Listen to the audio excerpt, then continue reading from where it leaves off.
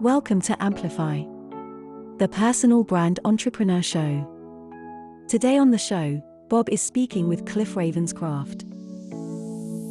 Podcasting gave me an opportunity as a hobby to minister to tens of thousands of people all over the world. And from that moment, there was this dream. I wonder what life would be like if I could do this for a living instead of selling insurance. And I set that dream.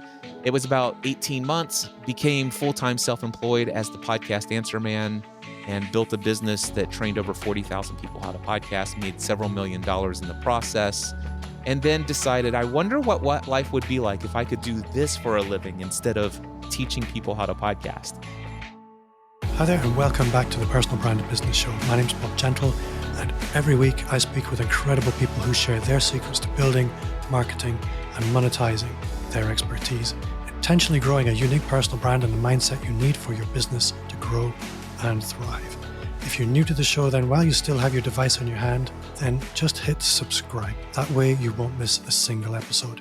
And if you are a regular listener, then consider sharing this show with just one person. It's the very best way you can help the show grow and help me reach more people. So we are in for a treat today. I can promise you that. I've been looking forward to this chat for a while now, and today is the day. My guest is the undisputed king of podcasting hill, Cliff Ravenscraft. Cliff, welcome to my humble show. Bob, I am super delighted to be here. Thank you so much for inviting me. No, thank you for making the time. And I've told you, I have so many questions. But for the listener who's maybe meeting you for the first time, could you tell us, maybe just give us a whistle-stop tour of the world of Cliff Ravenscraft? Sure. So a couple of things to know about me. I've been a tech geek since I was a kid. My first computer was a Commodore VIC-20. Taught myself how to program BASIC. Let's see here. I also am a person of faith. And there was a great long season of life from the time I was 18 all the way up until 2010. I was convinced I was going to be a pastor full time one day. So that's something to know about me. And in 1996, after I got married, my family, my mom and dad, invited me to come work in the family business, an insurance agency that was started by my grandfather in 1937. I said, I'll come work for you. By the way, they wanted to hire me to set up and take their paper filing system and everything that was all done out of manuals and install software on computers so that they could actually run their agency through software. So that's why they hired it. I said, I will come do your computer work and I will come work in the family business on two stipulations. Number one, that you'll never ask me to get my insurance license because I have no desire to be in the family business long term. Number two, if I'm ever offered an opportunity to become a pastor full time, no matter how much less money I would be offered, you have to give me your full blessing. And they agreed to that. Long story made short, I ended up getting all the stuff set up on computers. I then became an over-glorified and overpaid file clerk in the family business. We started having children, my wife and I saw an opportunity that, here I am doing all this computer stuff for all these quotes. My dad's getting all the money for this. He's not allowed to share with me commissions because of how the laws work with insurance. He said, if you just go sit in this class for 40 hours, get your license, I can start paying you extra money. I'm like, sweet, I'll go do that. So ultimately, I ended up getting my auto, home, life, business, health insurance, all of the stuff, property, casualty, life, and health. And what I realized after a couple of years, I started to see my income go way up. I became incredibly successful as a salesperson. In fact, I loved selling because I saw the selling that I was doing as an incredible service to people in my community. And in fact, I got to the place where after maybe about 7 or 8 years of insurance, the idea of becoming a pastor one day was no longer a dream or a vision of mine. Because at church, if I was a pastor of my own church, I might be able to reach a few hundred people every week within the community. Whereas as an insurance agent in my parents' business, I'm reaching thousands of people in my community every single week. All right, so now fast forward an entire decade. It's 2005, my wife and I decided to start podcasting about a television show called Lost. And we were one of the first few hundred podcasters in existence. I'm an early adopter to technology. That's why I dropped that in, that I'm a technology geek. So we started podcasting about the television show Lost. There were already 5 other shows about this TV show, or 5 other podcasts devoted to this TV show. They had already created a network where they had a shared podcast feed. And by our 3rd episode, we were invited to syndicate our content in the network feed.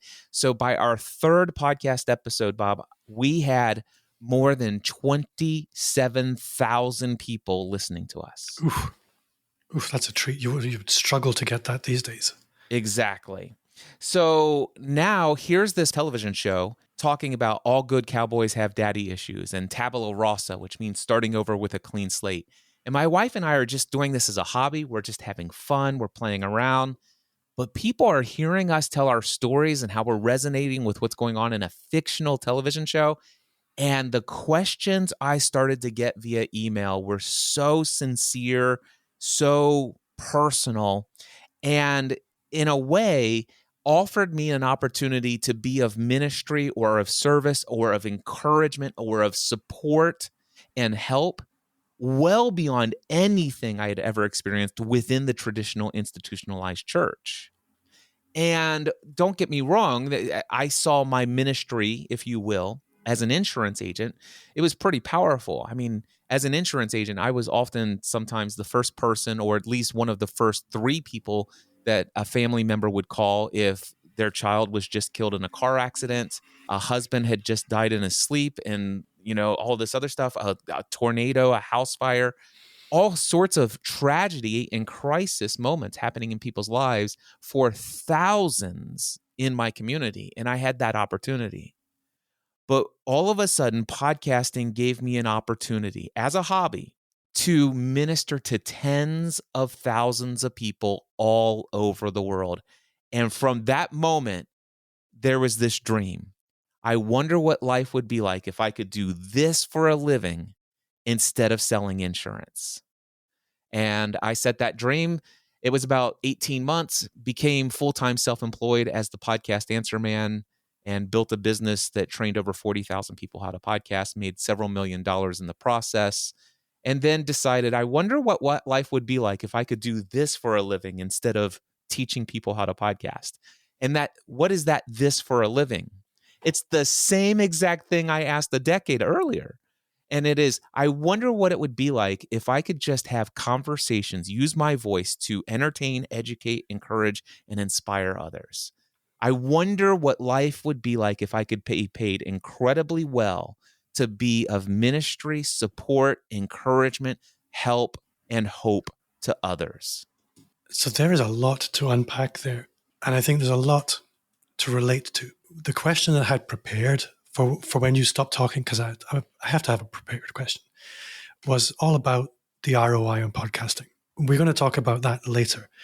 But what I want to speak about is these moments of, okay, I have a great living, I have a great life, but there's a calling beyond that. Now, most people, they either don't have that calling or they don't pay attention to it, or it never really burns to the point where they need to take action. But I think even for those people who do feel, I think there's maybe something else I could do, they're often trapped in that comfort of the good lifestyle or the safe space. What did the process of moving from that well-paid job into this new dark space look like on each occasion? Yeah, well, the first occasion, going from insurance to full-time self-employed, it was an emotional roller coaster. I had experienced my highest highs, the most excited moments of my lifetime. I can't believe that I'm going to do this. This is incredible. And I actually had my lowest lows, my deepest, darkest moments of depression, anxiety, fear, worry, doubt. Who do I think I am? What have I done? What if I fail? what if everybody hates me? What if all this other stuff is like, oh my gosh. And so it was the highest highs and the lowest lows. And I had given myself a 90-day notice when I went to my dad and said, I'm leaving and transitioning. And I remember just experiencing so much fear that one day I went to him and I said, listen, I was wondering if I could work out an arrangement where maybe for the first few months of 2008, instead of leaving completely, I work here 3 days a week, Monday, Wednesday, Friday. And then that would give me Tuesdays and Thursdays to build up what I'm doing in my business, and it gives me the weekends.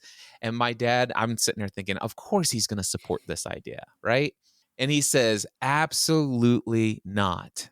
You can't serve two masters. You're either going to put 100% into what it is that you're doing, or you're going to put 100% here. But I can tell you right now, if you were to do that, you will not put 100% here. And you cannot put 100% there. You need to, I am a business owner. I've owned multiple businesses through my lifetime. And I will tell you, go and do this. You'll never regret going and doing it. The only thing you might regret is one day staying here, having had this dream and not pursuing it.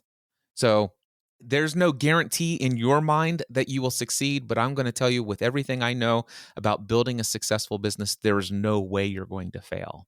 But you're not going to learn that until you put everything you got into it. I think that's absolutely true. I mean, I've worked with business owners my whole life. That's all I've ever done.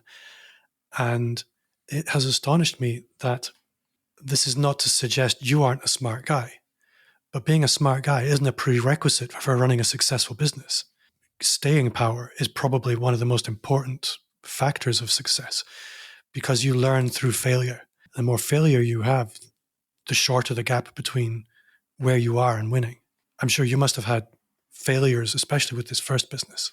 Oh, absolutely. So my biggest struggles when I first started full-time self-employment, I had lived an entire lifetime as an employee. I had never really considered the idea that I would ever be a business owner, even though, crazy enough, everything, all the legalities, the contracts, everything were in place for me to take over the family business as soon as my dad retired, or in the event that something would happen to him.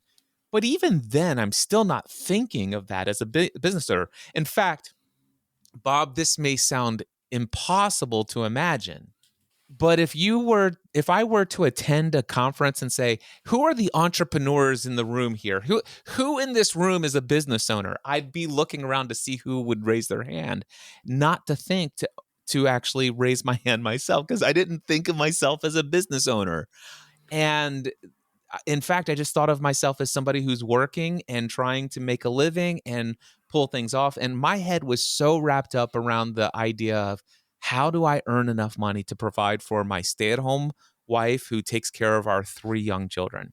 That's the only thing. It's like I had this lucrative career, and now I've got to figure out how to make a living on my own and pay for my health insurance and pay for all of the other overhead in this business and all these crazy, insane taxes as a business owner. Wow, I never had to deal with this before. And as an employee, there was never a time in my life, like when I was ever paid hourly, that I ever made more than, I don't know, $15 an hour, $18 an hour, $22 an hour. I can't remember the last time I was an employee, but it wasn't a lot. And here I was asking clients to pay me $50 an hour for my technical expertise and coaching related to the technical aspects of launching a podcast.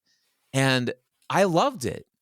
So here I am asking people to pay me money for the thing I most love to do in this world.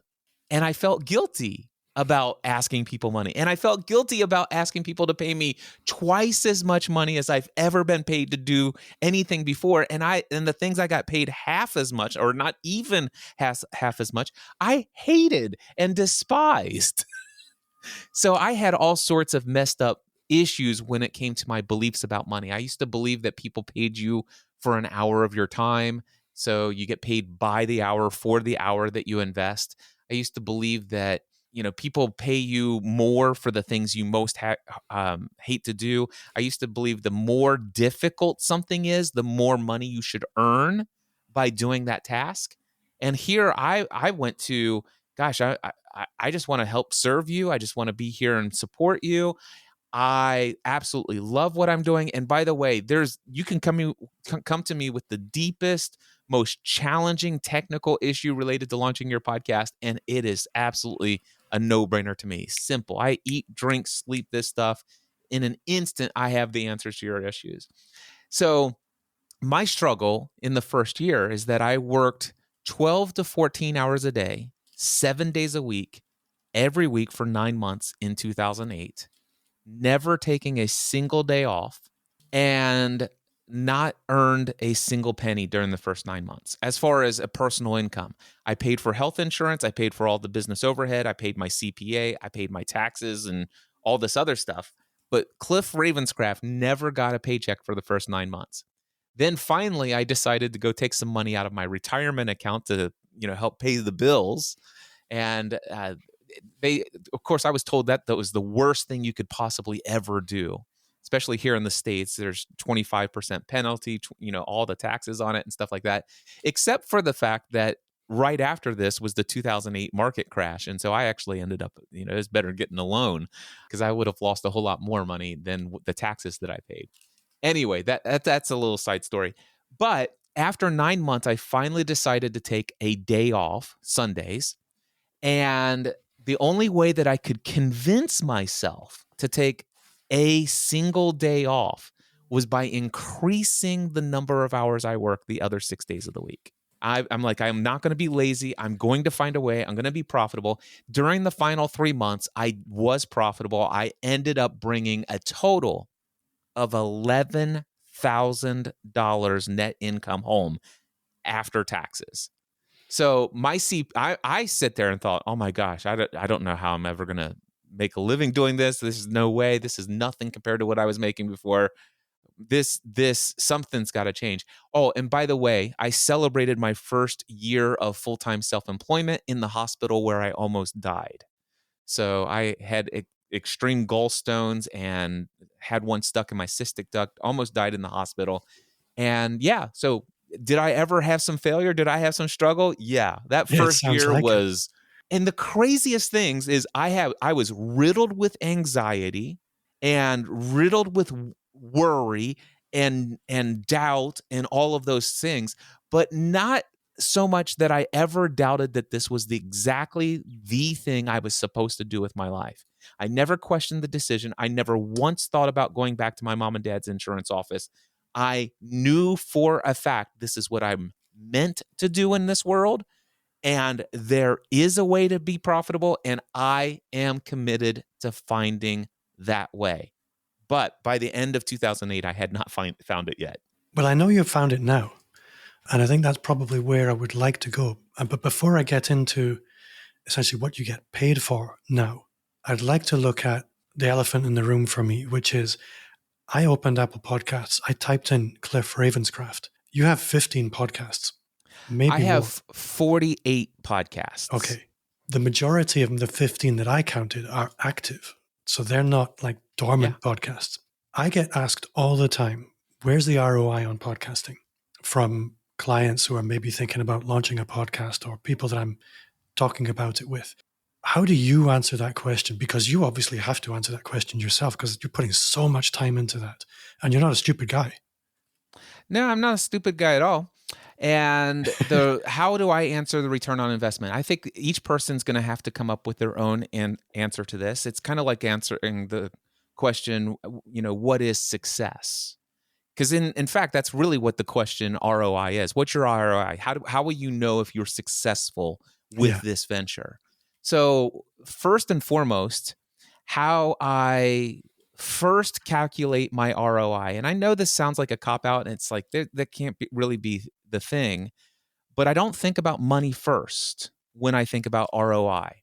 I think about living in alignment with who I am and who I feel most called to be in this world, what I feel my main purpose in this world. My main purpose in this world is not to earn money and to pay bills and to do all this other stuff. My main purpose in this world is to experience life to its fullest and to take everything that I'm experiencing in life and evaluate it in such a way that I can learn and grow.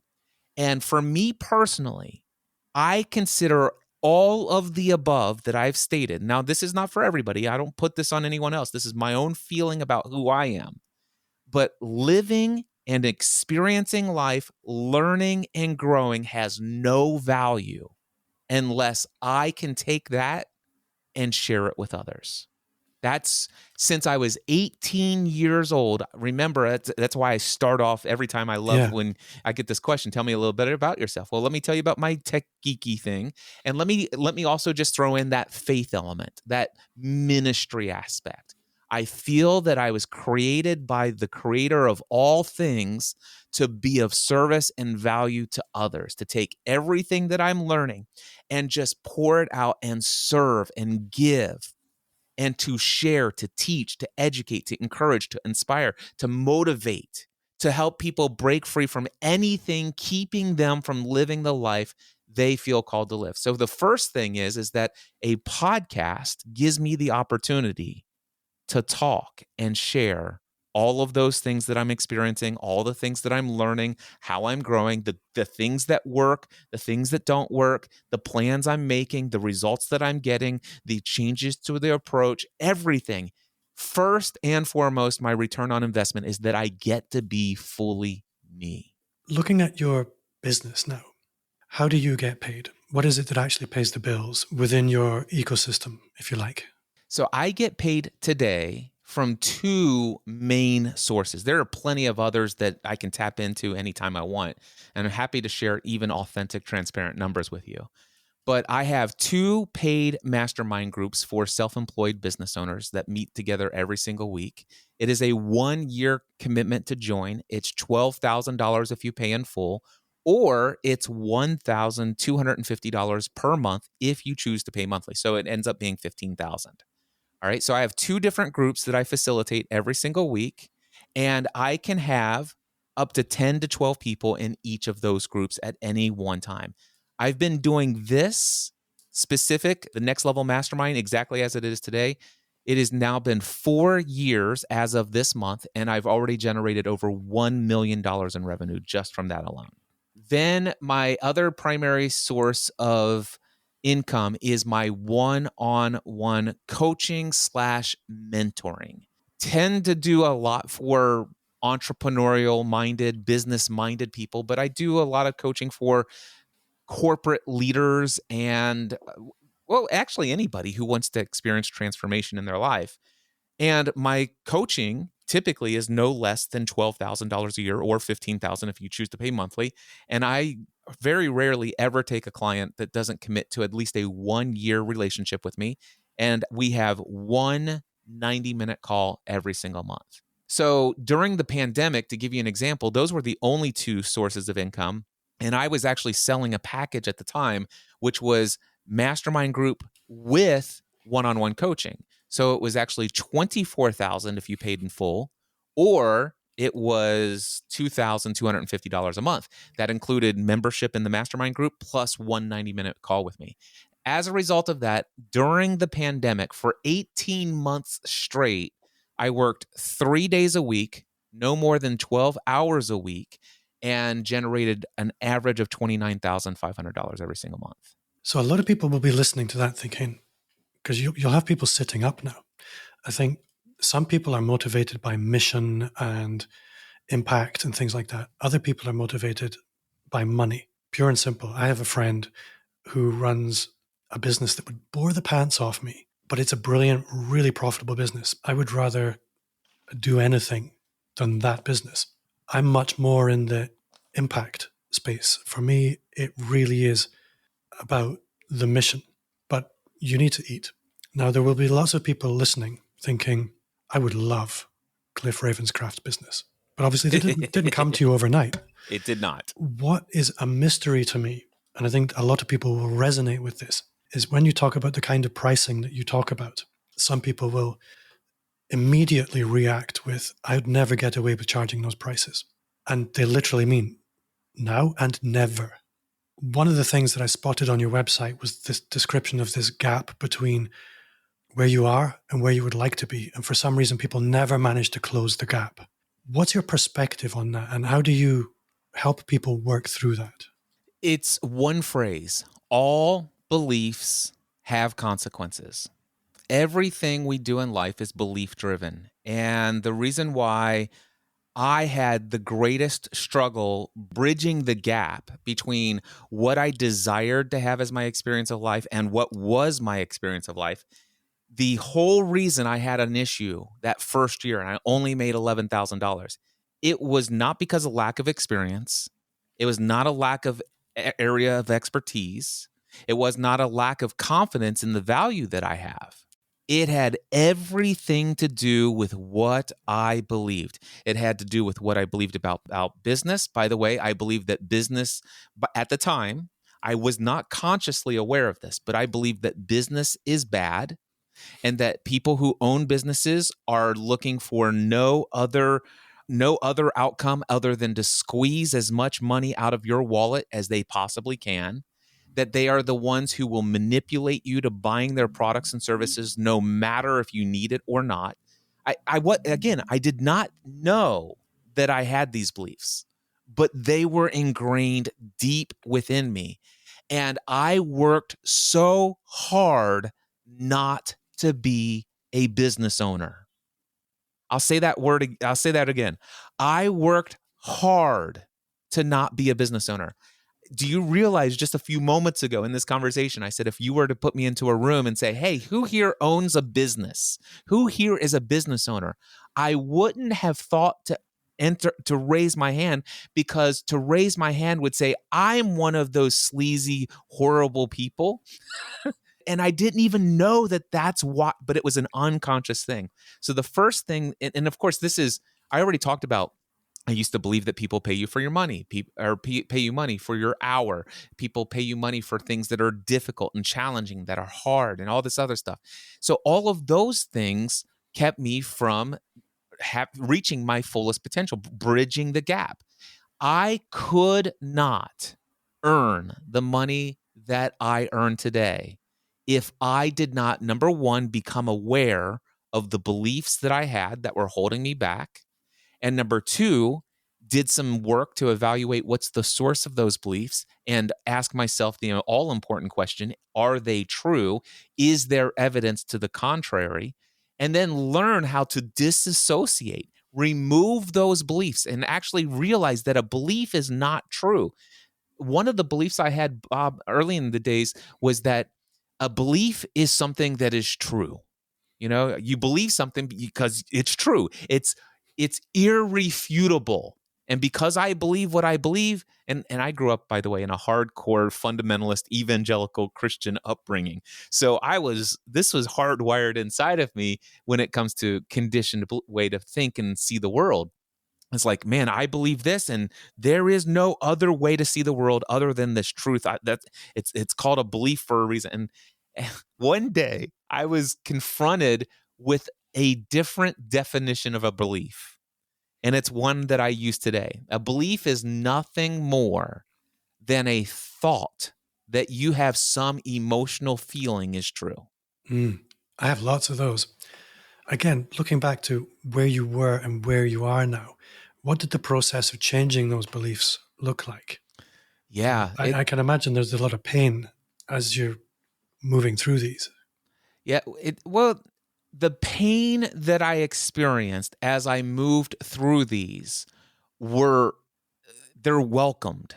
So the failures, the setbacks, the trials, matter of fact, every time I fail at something today, where I've got a gap between what I want right now and what I'm currently experiencing. And every time I run into a problem and experience a pain, I look forward to it. It's like, wow, what can I discover about my beliefs that are keeping me from experience my fullest potential in this new thing that I want to go after? So I like the pain, quite frankly. And the pain is always pain is nothing more than a result from an action, and actions are nothing more than something that we do because of how we think and feel. And I realize that how we think and feel has everything to do with what we believe. So it's a simple equation. So How did I begin to bridge the gap? I began to evaluate. I questioned everything. I literally deconstructed everything everyone ever told me is true. I began to, is that true? Is that true?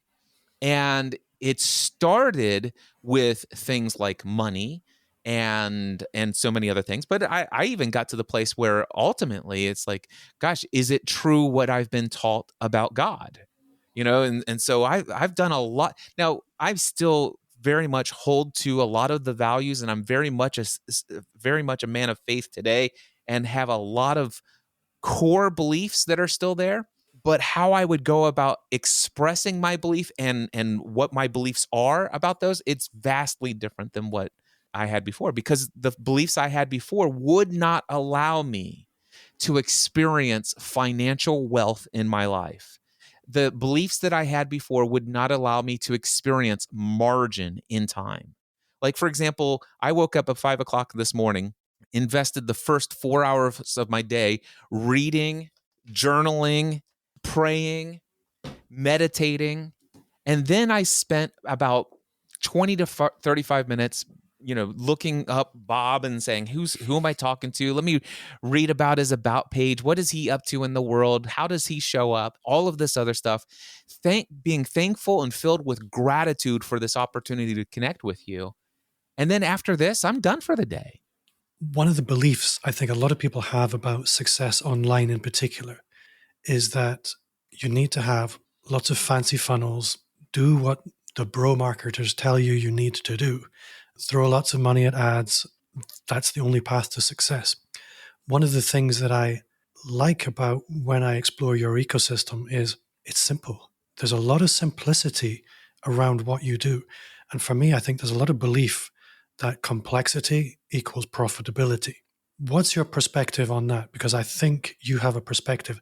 In fact, I know you have a perspective that's having a profound impact on my business right now. Let's be honest. You recommended the book, The Prosperous Coach, to me, which has really changed a lot of beliefs that I have. But what is your perspective on this complexity versus simplicity and profitability? There are a couple of phrases that come to my mind. Complexity is the enemy of execution. Complexity is the enemy of execution. And the second phrase that comes to my mind as I hear this, most people are over obligated and under committed. I'm having to write this down. So that's fine. Feel free to write down. Yeah. So what do those two statements mean to me? Well, complexity is the enemy of execution. I am surrounded with the internet marketing professionals. I mean, my best friends are people like Michael Hyatt, Michael Stelzner from Social Media Examiner, Pat Flynn from Smart Passive Income, Ray Edwards International, Amy Porterfield, Stu McLaren. I mean, I could list all of my peers that I've done life with for the last decade. And they're all incredibly powerful internet marketers who have $2,000 courses that you can sign up to learn how to do all of those incredibly powerful funnels. And by the way, they do work and they are incredibly powerful. And I have made use of them and I will continue to make use of them. None of them is required for me to generate $30,000 to $50,000 a month every single month in my business. I just have the ability. I've invested enough time, effort, and energy to learn about those systems. I've learned why they work, how they work, and I found a way of implementing those funnels, those systems in a way that is in alignment with my value of serving others first and making sure that only the people who are a really good fit for these products and services are buying them. And I don't get me wrong. If somebody wants to throw a couple $100 or a couple $1,000 my way for something that they have no need in, but they have lots of money to spend, I don't mind that. You chuckle, but I want to tell you, I used to have a podcasting A to Z course. It was a $2,000 course, 4-week course. And it was personal direct access to me as your coach. Now, I give you all the tutorials. You go through and watch everything. I give you assignments. But during the 4 weeks, you could ask me an unlimited number of questions. Generated over $1 million from doing that course, by the way. And I had about 20 to 30 people who paid me $2,000 who I never spoke to once. Not once did they ever log in and watch a single video. But I will say this, I reached out to each and every one of them at least 5 times during the 4 weeks, personally asking them, where are you? How can I be of service to you? Every contact way that I had available. And yeah, but I never felt like, oh, well, gosh, I need to give them their money back. No, they have access to the material if they want to log in. Ironically, Bob, I did have somebody during the pandemic. He goes, hey, Cliff, you may not remember me, but I paid $2,000 for your course 8 years ago. And I got to just say, my mind is blown. And he says, I just logged in from the email you sent me, 8 years ago. And all of the tutorials are still there. I can't believe you still give us access to this. This is amazing. Thank you so much. I look forward to launching my podcast. And then I reached out to him. And by the way, I used the Prosperous Coach method. And then he paid $15,000 to have me as his coach for a year. Nice. So I'm going to ask a question on behalf of the listener here, because I think this is an important question. Somebody's sitting at home and they are maybe struggling to charge $150 a month for coaching. What should they be doing to move their mindset and their practical circumstances? Because mindset and practical circumstances, they have to kind of move in pace. But how can they move their mindset and their practical circumstances so that they are able to change their success barometer, the barometer of what's possible for them, and start making more money? I know this is an impossible question. It is definitely not an impossible question. In fact, I can answer it right here and radically change people's lives in this moment. Are you ready? I am ready. My pen is ready. So first and foremost, I want to give credit to the author of this article. So one of the first things that I had to do was expose my own money beliefs, and I had to drastically change them. I had to be confronted with a different way to think about money, a different way to believe about money. So credit here goes to Peter Shallard, and you can find this at mindsetanswerman.com/double your rates. Mindsetanswerman.com/double your rates all together. That's not going to take you to my website. It will forward you to his article. Go read this in full. But let me share with you what I learned more than a decade ago. And by the way, as soon as I finished reading this, hockey stick straight up is where my income went. So let me tell you a story before I tell you about the article. I had finally gone, my pricing journey was I went from $50 an hour and then I went to $95 an hour. For some reason, I was too afraid to go to 100. So 95 seemed more appeasable or more probable. But then I finally raised my rates to $150 an hour. And by this time, I'm now in a weekly mastermind group with Pat Flynn, Michael Stelzner, and some other incredibly powerful people. And I went to my mastermind group and I said, guys, I think I'm going to raise my rates and I want to get your feedback and tell me if you think this is a bad idea. I think I want to raise my rates from $150 an hour to $200 an hour for my coaching. So they said that that's a terrible idea. And I'm like, oh my gosh, thank you so much. I am thrilled that you kept me from making this mistake. I was afraid that I might outprice my audience. They said, no, Cliff, no, that's not what we're saying. It's a terrible idea that you raise your rates to 200. You should go to 300, double your rates. And then I'm like, you guys are crazy. Let me tell you all the reasons, all of the excuses of why that is a terrible idea. There's no way I'm going to raise my rates to $200 or to $300. And of course, every time you have an excuse against doing something, every excuse is actually revealing a belief. I'm going to outprice my audience. I'm here to be of service. And there's some people that I know that are already having a hard time coming up with $150 an hour to help me, blah, blah, blah. And if I'm at 300, there are so many clients that I have worked with that would not have hired me. I went on. And of course, most of it was I'm unworthy of 300. There's no way people will pay me. The only way I'm going to get $300 an hour is from corporate business professionals, and I really don't want to work with corporate on creating a corporate podcast. They're the only people who would hire me at that rate. All of this other baloney, which, by the way, I believed everything I said so fully that those guys could not convince me to raise my rates to 300. By the end of the call, they said, okay, raise your rates to 200 because you don't have the confidence or the courage that is necessary to ask for 300. If you were to ask 300, you'd fail to get it because you will telegraph your lack of confidence in that price. Then a couple weeks later, I raised my rates to 200. I'm still booked 6 weeks in advance, and my income didn't go up all that drastically. And so my friend says, hey, Cliff, read this article. And she sends me to what you will see if you go to mindsetanswerman.com/double your rates. Here's the article. Pricing. It's doubling your rates doubles your success. 7 reasons why people want to pay you more. All right. So buckle up, my friends. Listen to this. Reason number 1, a higher price will intensify your customer's focus.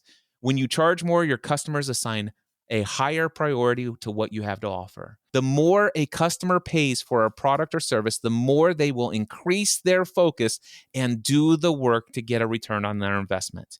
Hands down, this is absolutely true.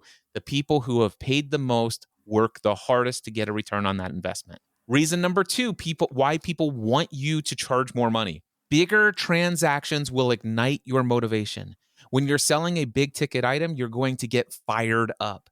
There is something special that happens when a single sale could relieve significant financial pressure. It flips a motivation switch in your brain. I don't know about you, but I think your clients want you to show up motivated in a powerful way. Reason number 3, people want you to charge more money. Being expensive cultivates an aura of expert status.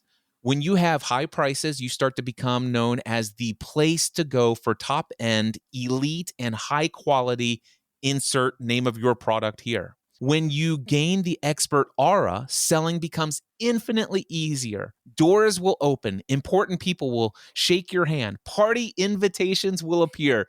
Media mentions will drop from the heavens. Now, I know this sounds like a hyperbole, but let me tell you something. There are 2 things about reason number 3 about this expert being expensive cultivates an aura of expert status. He says that when you have high prices, you become the go-to known person. So when I was Podcast Answer Man, there's 3 different Facebook groups that have 30 to 75,000 podcasters in them. And I never participated in them because they were not my groups. I'm just a member. I like to see what's going on in the community, see what the buzz is. And every now and then somebody says, hey, I'm thinking about starting a podcast. Can anybody recommend a good course? And they said, whatever, there would be comments. Whatever you do, don't pay for a course. All you have to do is how to Google on YouTube. You'll find tons of free stuff. If you're going to pay for a course, you shouldn't have to pay more than $100 for it. Go over here and get this $100 course from so-and-so and stuff like that. But I had, let's just say, a few hundred people in that community who are members of this group who have taken my podcasting A to Z. They would come in, they say, listen, if you are on a tight budget and this is just for your personal thing, absolutely follow the advice above. If you are a business owner or you're building a business and you are serious about being professional with what you want to do not waste your time on YouTube. Don't sign up for some $100 course. Go to Cliff Ravenscraft, the Podcast Answer Man. Give him your $2,000 and show up every week to his course.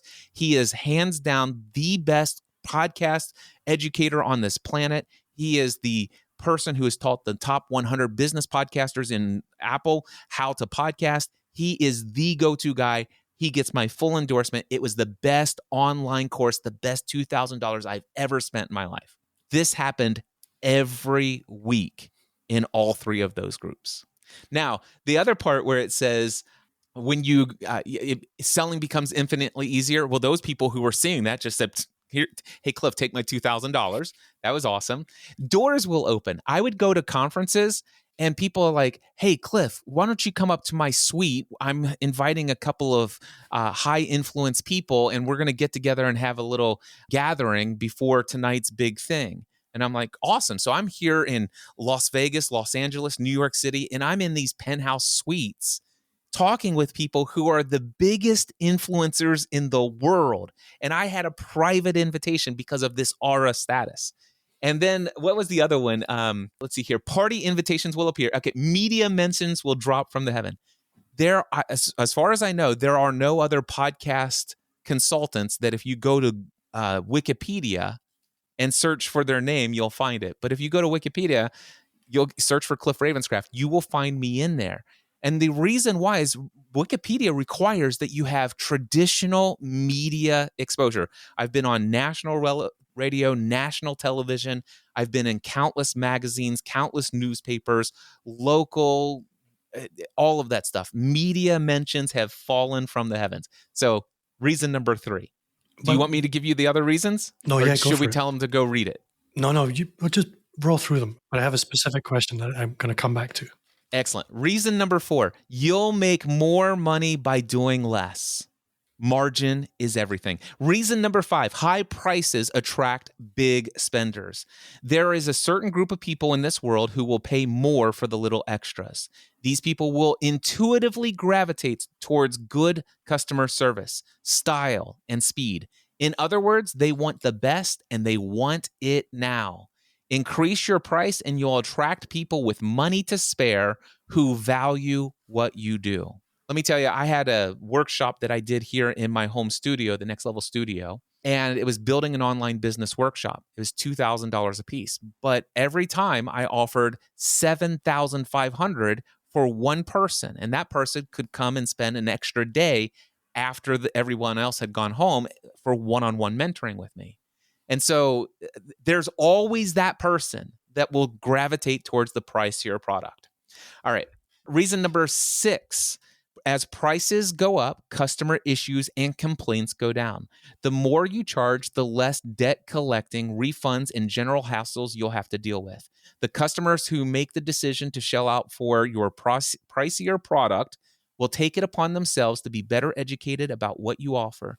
They'll be more decisive, more committed, and offer fewer objections. By the way, I'm the only person I know, and I know lots of people who have sold millions of dollars in online courses.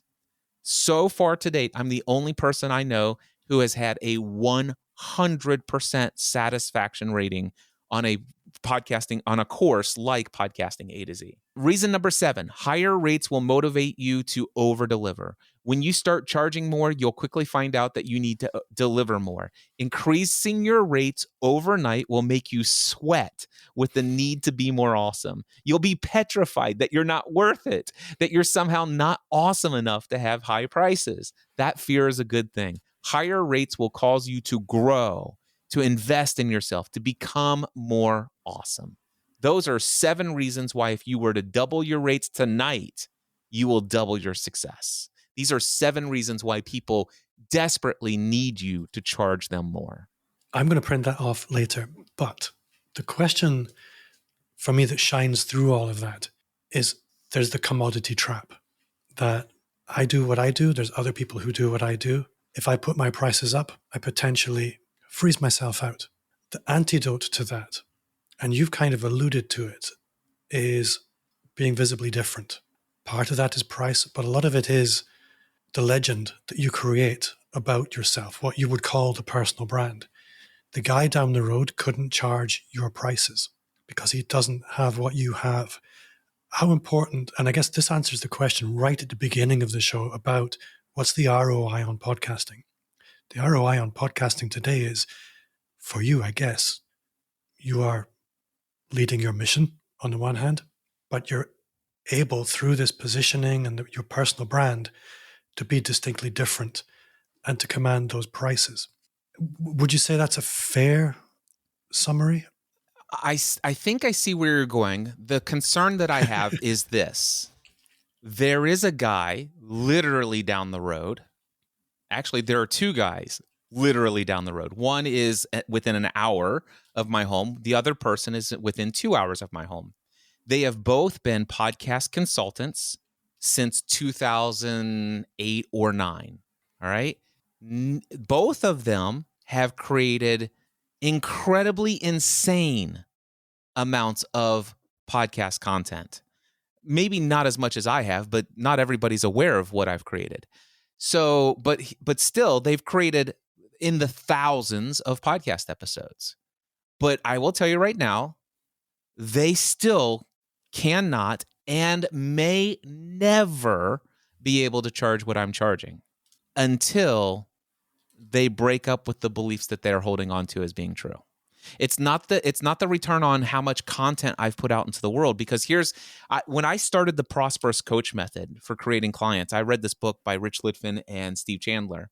I fell in love with it instantly, and I began to implement it, and I started seeing instant success. But then I had a couple of people who said, Cliff, okay, I'm going to have to just call you out on this. You keep talking about how awesome the Prosperous Coach method is. The only thing is, Cliff, you've been out there for more than a decade. You've got thousands upon thousands. I have 4,700 podcast episodes in 48 different shows out there in the world. There are hundreds of thousands of people who know you, who you are. Of course, it's easy for you to connect with people, instantly build rapport and trust, and then serve them powerfully, and then propose to them. And I said, great, I will take your challenge. And they're like, what? I said, I'll take your challenge. Here's what I will do. Effective immediately, I'm deleting every application in social media off of my phone. I will not publish a single social media post for 2 months. I am also not going to publish a single podcast episode over the next 2 months. I will not write or release a single email newsletter over the next 2 months. And I will purposely steer away from anyone on this planet who has ever heard the name Cliff Ravenscraft. I will now use the Prosperous Coach method for creating clients. And at any point during the connection process, which is step 1, if I learn that they know who I am or have heard my name, I will instantly disqualify them as a potential client. I made $90,000 those 2 months. Right. For the audio listener, I'm gobsmacked. For the video listener, you can kind of see it. I am about 1/3 of the way through the Prosperous Coach book. I'm very new to that. And what I loved about it is not rocket science. It's very simple. It's very authentic. And I'm eating my own words here, because I can see how, taken to its logical conclusion, I can see where the book's going. Actually, being the best known isn't really necessary. Knowing your stuff, that kind of is necessary.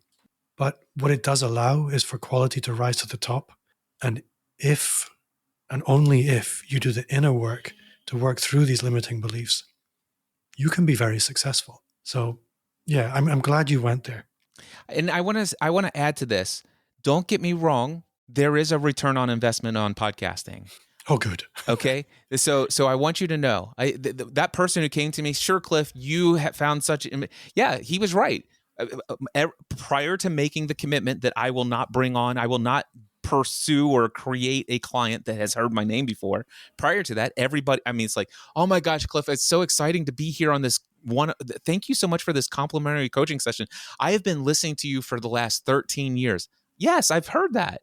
And yes, there's something powerful about the fact that they've heard my voice for 13 years, even though they've never reached out to me to email me. They've never left a comment. They've never let me know that they're listening for 13 years.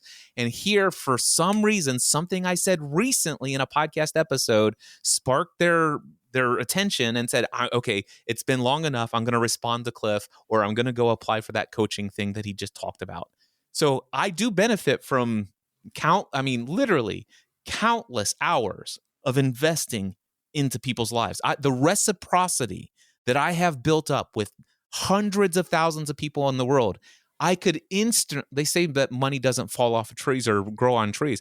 I will tell you right now, I have every podcast and every podcast and audience and community I've ever built.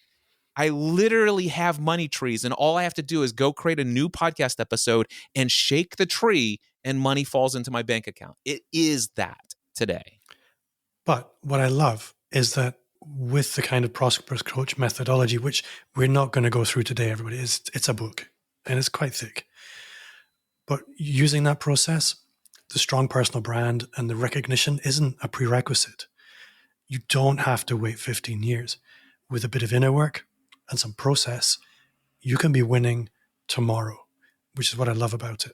So, Cliff, if people want to connect with you, if they want to go deeper with you, what's your current most active and logical extension podcast for them to go listen to? And how would you like people to connect with you? Well, look, the podcast is, gosh, that's a good question. I have 48 to choose from. I would say that if you're really resonating with my voice overall, then I would encourage you to check out the Cliff Ravenscraft show. It's all about mindset, about all of these kind of topics. And every episode is hopefully everything that I've done over the last 2.5 years. And there's 691 episodes so far, but the last 2.5 years, I've been very intentional about any content that gets released there. I don't publish every single week anymore, but if I publish an episode, you better believe it's worthy of your attention. And what I love about it is people who have never heard my name before, they go to the Cliff Ravenscraft show, and usually about 6 or 7 weeks later, I get an email that says, hey, I just discovered you because you were on Clubhouse or LinkedIn doing a live audio, social audio session. And by the way, I checked out your podcast. I've been binge listening to your content for the last 6 or 7 weeks. And it's the Cliff Ravenscraft show that they're doing that to, which, by the way, that's just a little hint. That's one of the reasons why I stopped publishing content every single week. I only want to publish 10 out of 10 episodes. So that, yeah, definitely that would be a place to go. If you're a coach and you want to learn how to take your coaching skills to the next level, Cliff's Notes on Profitable Coaching, which is over at notesoncoaching.com. But those are the podcasts. If what I've shared with you is resonating with you at all, do yourself a favor and go to mindsetanswerman.com/free. And on that page, you will be given the ability to put your name and email address to sign up for my mailing list, but you'll get instant access to the opening keynote address to my annual Free the Dream conference called All Beliefs Have Consequences. I've only touched on the surface of beliefs. You will see me tearing up 3 $100 bills and throwing it into the trash. And you will learn and understand why I used to do that every single week in my business and how you are doing the same. And more importantly, you'll learn how not only how all those beliefs have consequences, but you're going to learn the 4-step process on eliminating all the limiting beliefs that exist in your life and how to condition empowering alternative beliefs. All beliefs have consequences. It's a 1-hour talk. It will absolutely transform the way you experience life itself. mindsetanswerman.com/free. And Cliff, the last question, the one I ask every guest, it's what's one thing you do now that you wish you'd started 5 years ago? This is easy for me to answer. I would say I invest a minimum of 10 to 15 minutes every single day in quiet meditation. Sometimes a good deal more, but at least 10 to 15 minutes every day of my life, stilling the thoughts of my mind and going from being a human doing to a human being, and recognizing that my existence is not limited to this material world, and that in essence, I'm a divine spiritual being having a human experience, and my divine essence is not touched by anything that happens in this world. It's just I came here to have this experience called life, and I want to live it to its fullest, and I want to remain consciously in the moment. Like I've been hanging out here with Bob, and there's nothing else that's on my mind. I'm not thinking about what am I doing later today? Where do I have to go? All this other stuff.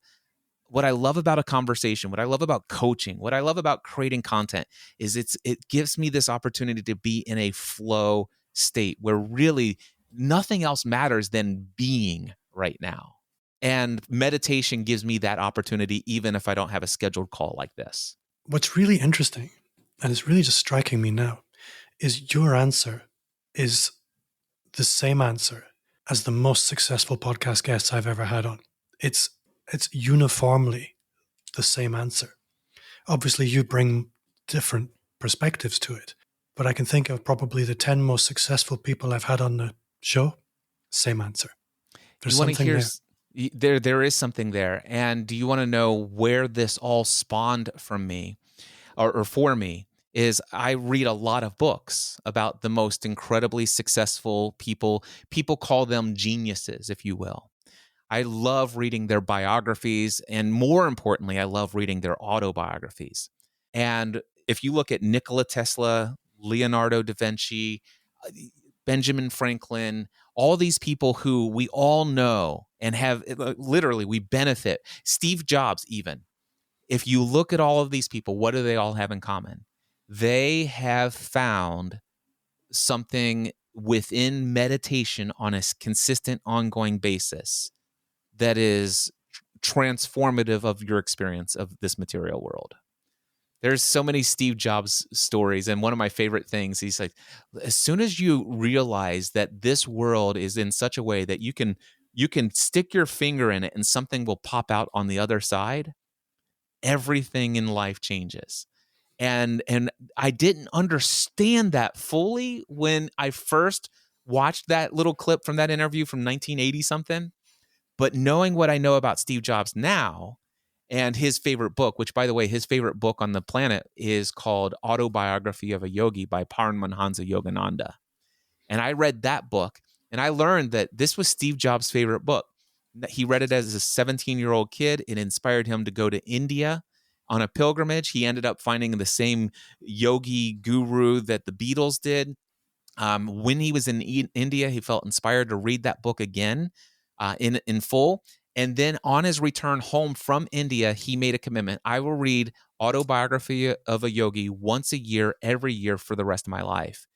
And at his memorial service, Steve Jobs had prepared a wooden box that was custom built for each attendee that he knew was coming to his memorial service after his death. And inside it was this velvet purple lining, and inside it was a hardcover copy of Autobiography of a Yogi. And I read that. And that's what really turned me on to the power of meditation. And it really helped me understand even have a greater appreciation for the teachings of Jesus about meditation, where, he leads me beside still waters. And I kind of think of still waters, the rushing waters is the endless thoughts that are swimming in my head all the time and all that inner voice and inner dialogue. But he says, listen, I will lead you towards still waters. Let's calm down and see the reflection of who you are and experiencing that oneness. And that's what he prayed. He was like, I pray that they would be one as you and I are one. So that's what I experience in meditation. Yeah, and that's a wonderful place, I think, to bring things to an end. Cliff, I am really grateful for your time today. I would love to have you back again because there's so much more ground to cover. I can't even begin. But that does bring us to the end of another episode. Thank you to you for listening at home. And if you have enjoyed the show, then I would gently encourage you to leave a 5-star rating wherever you listen to podcasts. That's 5, like the fingers on your hand. And if you did enjoy the show, then you will love the Personal Brand Business Roadmap. It's 100% free as a gift from me. It's 30 pages of everything you need to start to scale or just fix your expert business. You'll find that at amplifyme.agency/roadmap. Cliff, thank you so much for your time today. You have been awesome. I've really enjoyed myself. Bob, it has been a delight, and I'm incredibly honored to meet you and to have an opportunity to share even a portion of my story with those who are listening. Thank you very much.